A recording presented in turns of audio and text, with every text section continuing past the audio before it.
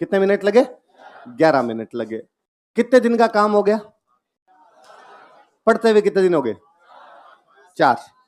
4 या 5? 2 तारीख को लगा था ना, 2 3 4 5, आज 6 हुई है ना, 4 दिन हो गए। मतलब 4 दिन का रिवीजन आप 11 मिनट में कर सकते हैं। मैं कहूं 12 मान लीजिए आप, है ना, राउंड फिगर में करिए इसको, तो एक दिन का काम कितने मिनट में हो जाए? 3। ये तब है जब मैं पूछ रहा हूं और आप बोल रहे हैं। यदि आप घर पे करें तो 1.5 मिनट में, आप अकेले करें बोल बोल के इसको, तो कितने मिनट में हो जाए? 1.5। मैं ऐसा अगले 10 दिन तक आपके साथ ये करूंगा। मैं 10 दिन तक आपसे आते यही पूछूंगा, और मैं 10वें दिन आपको बता दूंगा कि इधर जो टाइम है वो आज 4 दिन का 11 मिनट लगा है। आज आप कोऑपरेट नहीं कर पा रहे थे ढंग से, यदि आप ढंग से कोऑपरेट करेंगे मैं आपको गिनवा दूंगा कि 10वें दिन ये टाइम केवल 15 मिनट होगा। आप 10 मिनट का की 15 मिनट के अंदर कर देंगे, 1 मिनट का टोटल 1.5 मिनट के अंदर। कि घर पे केवल करो तब तो 1.5 मिनट का आधा कर लिया जाए खुद का, 45 सेकंड के अंदर आप कर लेंगे, पौने मिनट के अंदर आप कर लेंगे। ऐसा होता है, बशर्ते आप घर पे जाके पहले दिन से पढ़ना शुरू करो। आप एक चीज और नोटिस करना, मैंने पीछे से पूछना शुरू किया था, उल्टा शुरू किया था।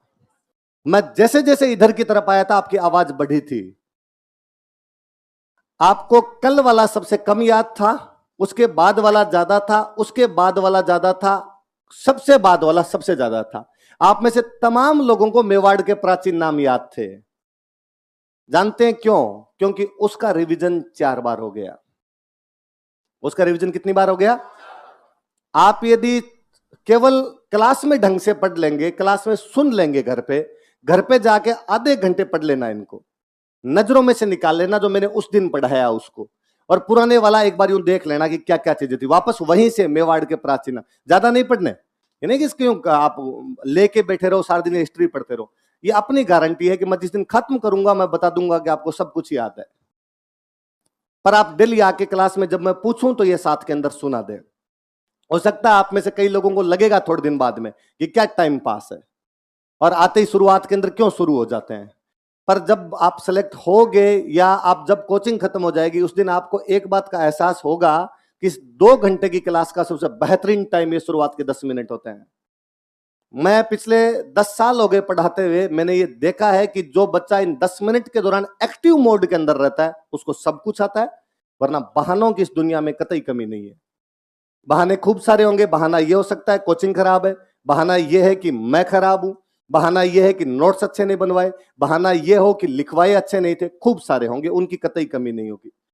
पर यदि इन 10 मिनट के दौरान केवल एक्टिव मोड के अंदर रहोगे, और मैं जब पढ़ाऊं तब आपस में घुसर पुसर नहीं करो कोई, केवल बोर्ड पे ध्यान दे लोगे, याद हो जाएगी चीजें।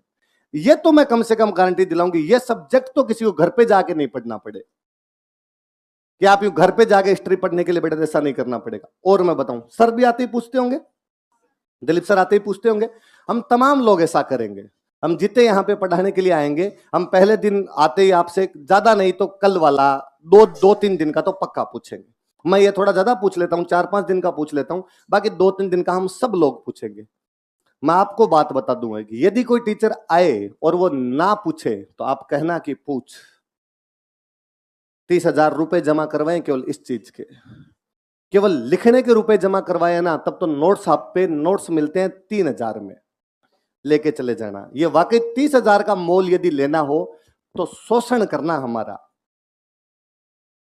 हम कई बार कहेंगे देखो हमारे तो दुकानदारी है, हम कतई गुरु नहीं है, व्यापारी हैं, बहुत ढंग के हैं, पैसा कमाना जानते हैं बहुत अच्छी तरीके से।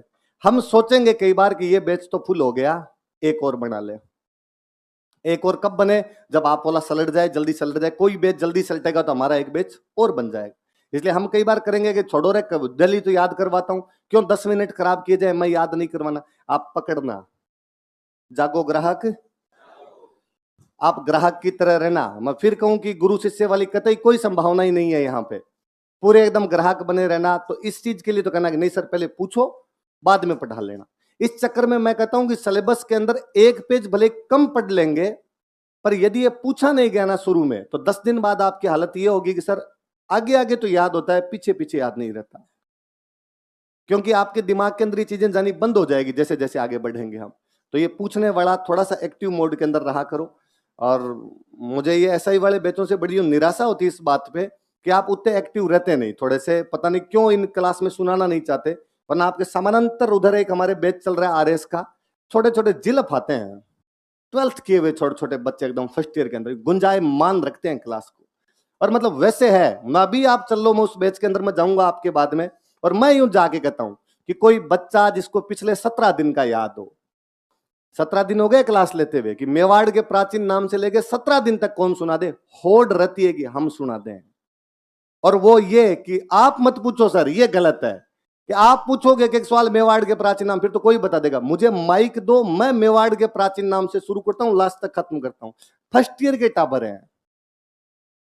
पर पहले दिन दूसरे दिन जब मैंने पूछे तो मैंने कहा अरे ये साथ साथ में याद करने, टाबर शायद बात जल्दी मान लेते होंगे, शायद थोड़ा आदमी बड़ा हो जाता तो उसके बाद अपना दिमाग लगाने लग जाता है, वो मुझे लगता है कि नहीं, मास्टर का काम तो कहना है, ये तो भाषण देगा ही। प्लीज ये बात मानना, मास्टर की तरह नहीं, बड़े भाई वाली तरीके से मानना, ये रिवीजन डेली कर लेना ताकि चीजें याद रहे। ठीक है, चलो आगे पढ़ते हैं।